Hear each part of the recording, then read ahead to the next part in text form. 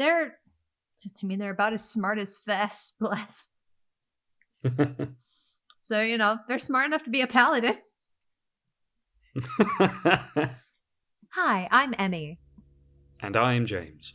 And welcome back to the Bestiary Monster Manual A through Z. And James, what is our creature of the week? The creepy crawly shepherds of spiders, the Ettercap.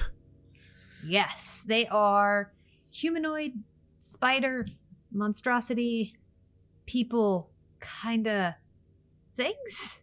They're weird. They're weird. Yeah, well, weird, gross, creepy, all of the above apply. Humanoid spider creatures with pincer mouths and horrible kind of bloated purplish bodies. Frankly, I don't think the art in the Monster Manual does the description justice in just how disgusting these creatures are supposed to be. I completely agree. This art, it's lovely. If you look at it, you can see all these veins and the modeling of the skin and the eyes and the posture and the musculature. All of these things aren't really a lot. They're very intimidating and just kind of little. But if you read the description, it talks about how if you look at this abdomen, instead of a spinneret, they have glands that ooze web, and we see none of that. It's so horrible and nasty, and we don't see it at all. And even just in terms of the malice in these creatures, I think you don't quite get a sense of just looking at the picture. I mean, it says in the manual that not only will they excrete this webbing to cover areas of forest and lay traps, they will use it to spin and garrote their victims with. Just like, ugh. They have an intelligence of 7, so they're smart enough to interact, although it doesn't sound like they speak any language in particular. They don't have one listed at the very least. No. But they're intelligent enough to be more than a beast. They're intelligent enough to keep herds, even if they are spiders. And I know that they wanted to go for this kind of blank spider look. But yeah, I don't see any particular focus or malice, even though these creatures are by nature evil. It's kind of hardwired into them as a monstrosity. It's a part of what they are. So they're intelligent enough to have active malice. But yeah, I think honestly, as much as this is a really pretty piece of art, I think it could have been a little grosser. But I mean, I don't know, perhaps there are certain standards as to how gross you can make go. things. How gross will we go? How gross will we go? The Ettercap will go there. Yeah, they will definitely go there. Like, as you say, they're not stupid. Not smart enough to, really communicate or be communicated with, but definitely enough to have that kind of cunning and just cruel, animalistic, predatory instinct. Yes. The book describes how they are very quiet killers focused on stealth and ambush. Again, the Ettercap is a lesson in adventuring to always look up. Because they can spin webs, they have the spider climb ability, meaning that they can walk on vertical surfaces and ceilings, and they will drop down behind you and strangle you with their own web. Yeah. They are not necessarily aggressive, but deeply territorial. If you end up in their territory, they will absolutely go after you. But they do have exceptions to that, which is mainly that they are the sworn enemies of Sylvan and Fey creatures. So if they see an area owned or controlled by the Sylvan and Fey, or like a door into the Feywild, they might be trying to encroach upon it. They might be trying to destroy it, which really leads me to believe that these guys are largely ambiance. At a challenge rating 2, unless there's a swarm, you're probably not going to see much of a huge challenge past early level adventuring, but they really lend you to that sense of dread, to knowing that there's something bigger happening on generally in this area.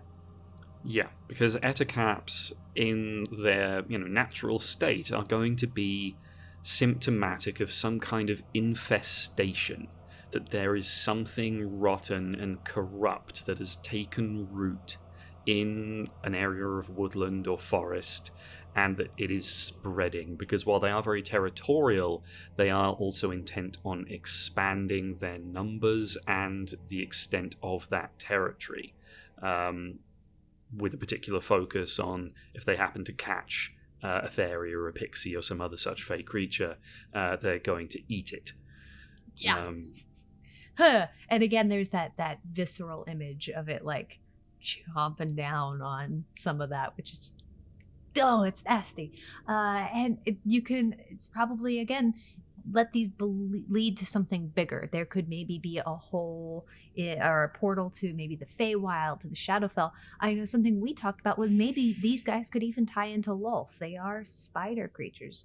It doesn't necessarily say what spawns them. It doesn't give a point for where they necessarily come from. It just kind of says what they're going to go after. So if you're looking at designing these into your world, you can really think about different ways these guys could play in.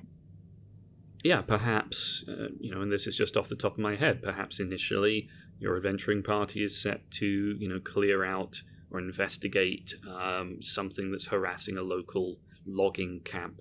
Turns out there's an infestation of giant spiders. Turns out they're being shepherded by Ettercaps.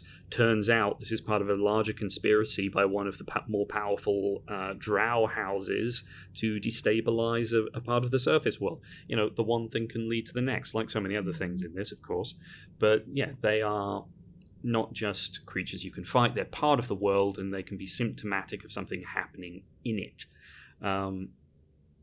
We also talked about how much, even at higher levels, the web ability just sucks. Oh, that's miserable. Oh, it's miserable. And they get it. It's a recharge on a 5 or a 6. So they can use they have a multi-attacks. They get 2 attacks. And if they get their web back, restrained sucks. Restraining sucks. Yep. And especially if these guys are symptomatic, you might be fighting some of these along with a bigger boss. They might have brought some of these with them. You might be fighting them with the spiders that they tend to shepherd. So there's a lot of things that can really go wrong if these guys are playing support and they web you. It sucks. It sucks. Yeah, I mean, so much of 5th edition is dependent on the importance of the action economy.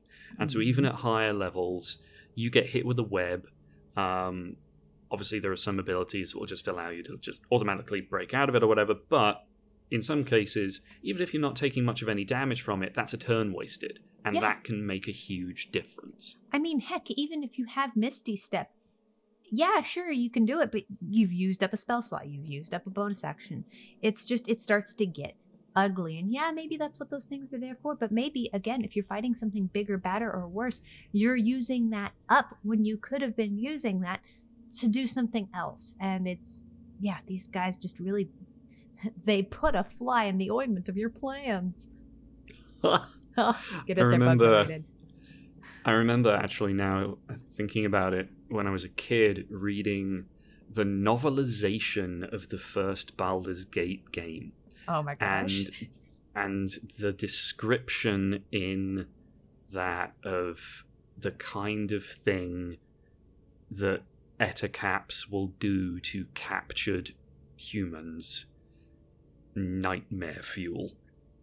Like, I was definitely too young to read that part. That's when it's the best, though. It's when you get that, again, that sense of horror. And these guys, they're pretty horrific. Thank you so very much for joining us again this week on The Bestiary Monster Manual A to Z. Look up. What's that? It's an Ettercap, and it's about to strangle you. Tell us how terrified you are in the comments down below. And while you're there, you can like this video, you can subscribe to the channel if you haven't done so already, hit the bell to be notified when we release new content, and you can see some more of our older content here, and join us next week where we discuss the Ettin.